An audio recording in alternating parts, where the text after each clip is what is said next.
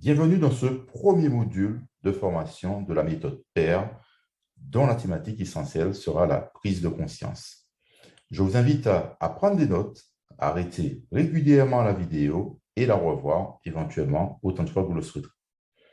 Aujourd'hui, le thème va être l'actualité de l'éducation financière. Mon idée est de vous faire prendre de la hauteur par rapport à ce thème, de manière à ce que vous puissiez mesurer, bien comprendre tout ce qu'on aura l'occasion de voir ultérieurement. On va aborder ça en trois parties. Donc, dans un premier temps, je vous parlerai de l'éducation financière au-delà de nos frontières, pour ensuite voir comment tout ça se décline en France. Et ensuite, je vous citerai mes principales sources d'informations. Au-delà de nos frontières, comment des choses se déroulent au-delà de nos frontières? On va voir qu'il y a un point de départ commun qui a donné le jour à plusieurs déclinaisons essentielles, mais néanmoins que des points communs existent.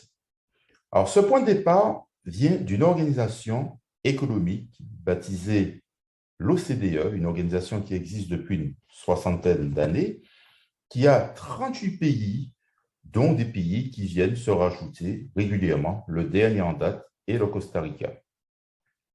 La France est un membre actif de cette organisation en sa qualité de représentant permanent et aussi parce que le siège de l'OCDE est situé en France. L'OCDE s'intéresse à beaucoup de thèmes, donc il y a une trentaine de thèmes centraux. Je peux vous citer par exemple l'agriculture, le numérique, l'économie, la santé, l'immigration, la finance, etc. L'OCDE a toujours accordé une attention particulière à l'éducation au sens large du terme à travers le monde. Et depuis 2000, l'OCDE s'intéresse plus spécifiquement à l'éducation financière qui fait partie du thème de la finance. L'OCDE part du constat que l'éducation financière est un outil de prévention, d'anticipation des risques financiers auprès des particuliers et une bonne anticipation est souvent synonyme d'une amélioration du bien-être financier. Elle lance régulièrement des enquêtes internationales sur l'éducation financière. Donc, la dernière date de 2020 avec une douzaine de pays participants. Elle est aussi soucieuse de l'actualité sanitaire, malheureusement entachée du Covid-19, et propose, dans ce contexte-là, des réponses en matière d'éducation financière, notamment aux personnes fragilisées par cette crise sanitaire.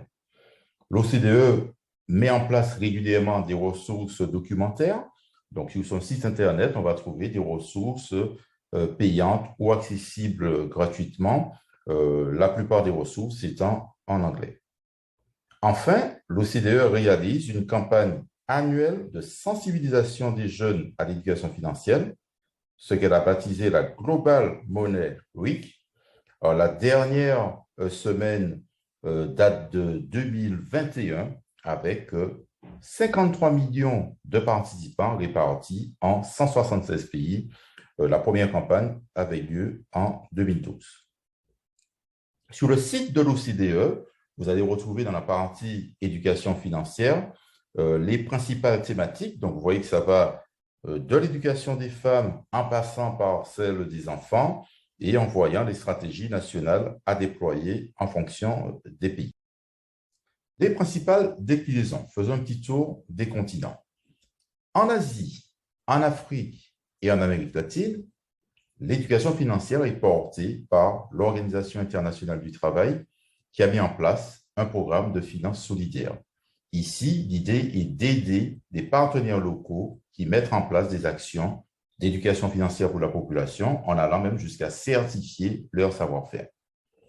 L'Afrique de l'Ouest a eu une démarche originale en accordant autant d'importance à l'éducation financière qu'à l'éducation scolaire. Sur le territoire nord-américain, les Américains ont mis en place très tôt, donc depuis 2003, des programmes sur la finance personnelle. On pourrait dire que ce sont quand même des précurseurs en la matière. Leurs voisins, les Canadiens, depuis 2017, ont même créé une matière obligatoire qui est l'éducation financière, même si elle n'est pas encore validée dans le cadre de diplôme. Que se passe-t-il en Europe? En Europe, mise en place d'un outil d'éducation en ligne, Dolceta. Et on doit aussi noter la présence d'un pays en pointe en éducation financière, le Royaume-Uni, qui pratique l'éducation financière dans les programmes scolaires depuis les années 2000.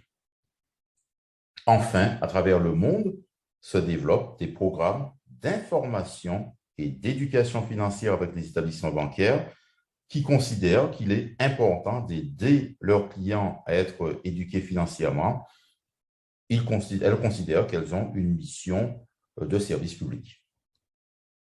Quels sont finalement les points communs? L'éducation financière est de plus en plus prise en compte. Premier point.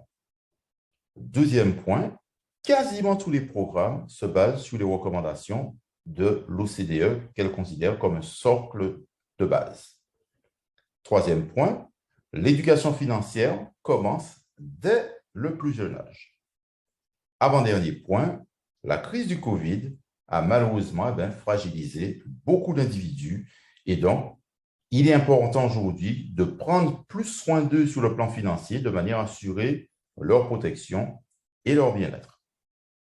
Enfin, sur un tout autre point, je rentre dans le domaine scientifique, de plus en plus de thèses de doctorat sont écrites sur le thème de l'éducation financière avec un objectif commun qui est de chercher à mesurer le niveau des compétences financières des individus à travers la mise en place de modèles scientifiques. Je vous ai mis ici le nom de 2 modèles, Big 3 et Atkinson, qui existent.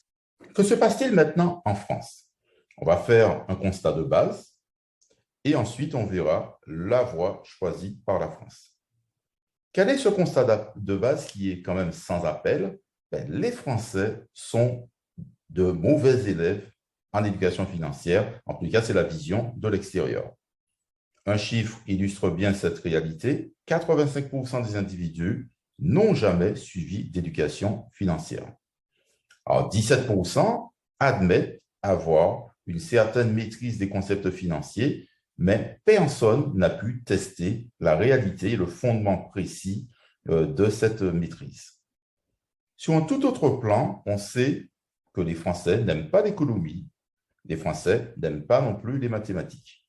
Alors, l'économie et les mathématiques ne sont pas des matières, on pourrait dire, indispensables à la connaissance de l'éducation financière. Néanmoins, on va voir que sur certains points, ça permet de mieux approcher cette nouvelle discipline. Quelle voie la France a choisi? Elle a choisi, à l'instar de ce que demandait l'OCDE, de mettre en place une stratégie nationale d'éducation économique, budgétaire et financière qu'elle a baptisée EducFi. Cette stratégie a été définie par la Banque de France et le ministère de l'Éducation nationale. Elle se décline en 5 grands axes, vous les avez sur la diapo. Donc, vous voyez que ça part de l'éducation des jeunes, en passant par la situation des personnes en fragilité financière. Tout ça, c'est mesuré par l'Observatoire d'inclusion bancaire et ça concerne quand même 4 millions de personnes en France en 2020. Et après, on a des domaines divers et variés. Je pense notamment au dernier, l'accompagnement des entrepreneurs, où là, la France essaye aussi de décliner un accompagnement particulier en termes d'outils à notre population de chefs d'entreprise. Quelle est la voie choisie par la France?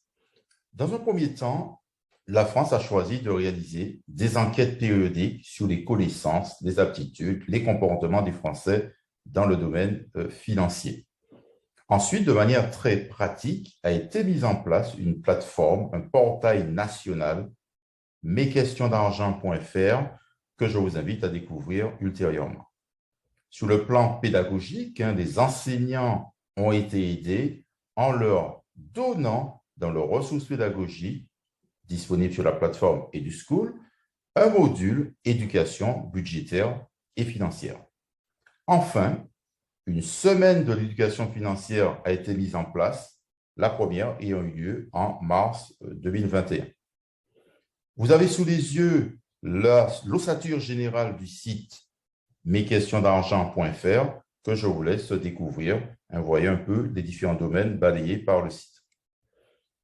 Pour terminer, quelles sont les principales sources d'information? Alors, j'ai choisi de vous les classer en 2 catégories. les espaces généraux et les espaces spécialisés. Dans les espaces généraux, vous allez trouver différentes plateformes, différents sites relativement généraux en termes de connaissances, sur certains portent sur l'économie, sur la fiscalité, mais pas forcément de manière spécifique sur l'éducation financière. Les plus intéressants, selon moi, sont ABC de l'économie de la Banque de France, les clés de la banque particulier et Citeo. Au niveau des espaces spécialisés, figurent des espaces dont on a déjà parlé pour certains, donc comme EducFi ou l'OCDE. Je vous ai rajouté aussi la Finance pour tous, qui est un site très, très bien fait en matière d'argent et de finances. Et évidemment, je vous ai cité notre plateforme PER en matière d'éducation financière. Quel est mon conseil final? On se rend bien compte que l'éducation financière prend une place grandissante dans le système éducatif.